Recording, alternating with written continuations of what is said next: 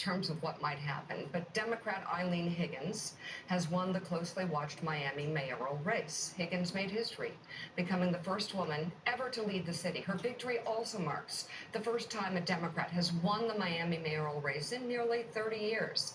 Higgins campaigned as a Democrat despite the race technically being nonpartisan. She defeated Trump-endorsed Emilio Gonzalez by nearly 20 points.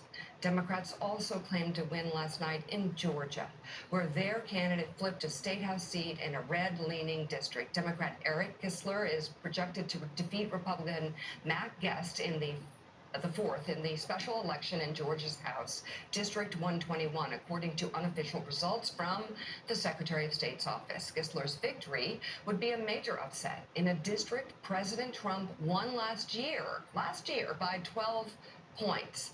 Kissler lost the race for the same district back in 2024 by 22 points. Joining us now live from Miami, White House reporter for Axios, Mark Caputo. Mark, what are you hearing about these specific elections? I think when you put everything in context, it was a good night for Democrats, and it's one of those things, certainly in Florida, where Republicans said this is sort of a gut check time. Yes, it's true, all of these elections are sort of unique in their own way, but there's a general pattern, whether it's in Florida, whether it's in Georgia, or whether it was in Tennessee with the congressional race recently, is that when Republicans are winning in very strong Trump seats, they're not winning by as much. And when there are purple seats, Democrats are winning them.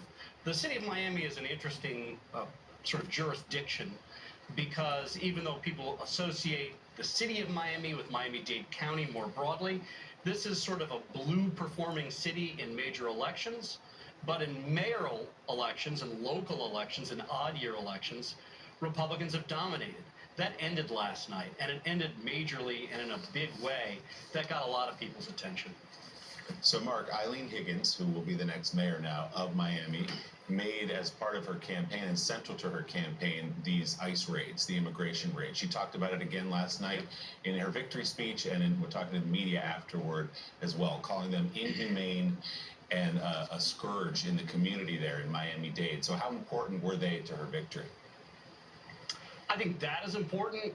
To use the affordability word again, that was a major messaging issue for Eileen Higgins. The city of Miami, Miami-Dade County, South Florida, very expensive place to live. It's not just tariffs, by the way, it's insurance, which is killing a lot of people. And in addition to that, they did a lot of messaging that was sort of anti-Trump in order to motivate their base. If you look at the turnout of last night, there was about 41% of the electorate was Democrat and about 34% was Republican. What's called a D+7 electorate. She won by almost 19 points. So it means she didn't just win Democrats big. She might have won a lot of Republicans, and she did really well with independents. So her message across the board was well received and very effective.